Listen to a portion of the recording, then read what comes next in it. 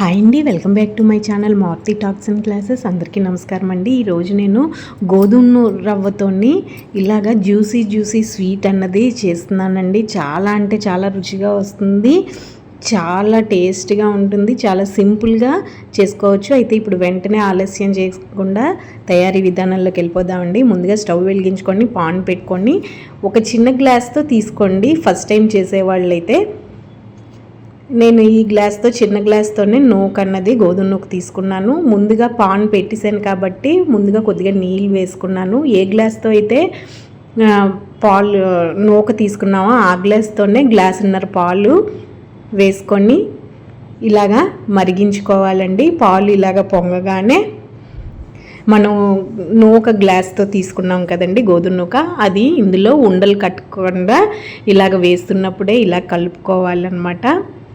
కలుపుకొని దగ్గరికి అయ్యేంత వరకు స్టవ్ మీదే ఉంచండి. 2 నిమిషాల్లో దగ్గరికి అయిపోతుంది.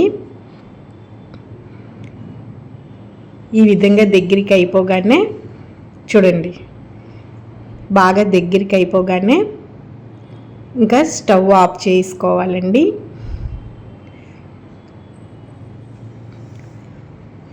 బాగా కలుపుకొని ఇంకా బాగా దగ్గరికి అయిపోయింది, స్టవ్ ఆఫ్ చేసుకొని చల్లారనివ్వాలి. చల్లారాక ఈ గోధుమ మిశ్రమాన్ని ఇలాగా ఉండలు లేకుండా ఇలా స్మాష్ చేసుకొని 2 స్పూన్లు మిల్క్ పౌడరు, 2 స్పూన్లు నెయ్యి, ఇలాచీ వేసుకొని చిన్న ఉండలుగా చేసుకొని మన అరచేతిలో పెట్టి ఈ విధంగా ప్రెస్ చేయాలండి.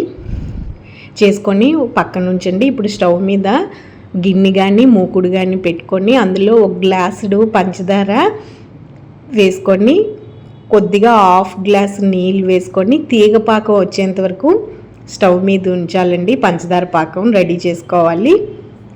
కొద్దిగా నేను ఫుడ్ కలర్ వేసానండి.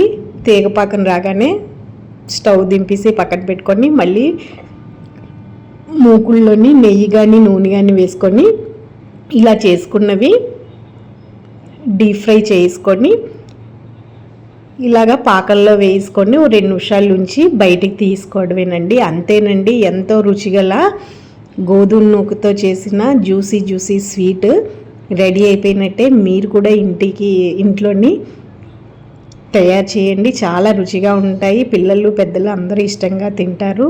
చూడండి ఎంత బాగుందో, చూస్తేనే తినాలనిపిస్తుంది కదండి. మరి ఇంకెందుకు ఆలస్యం, మీరు కూడా ఒకసారి ఇంటి దగ్గర చేయండి. ఈ వీడియోకి ప్లీజ్ లైక్ చేయండి. Okay, thank you.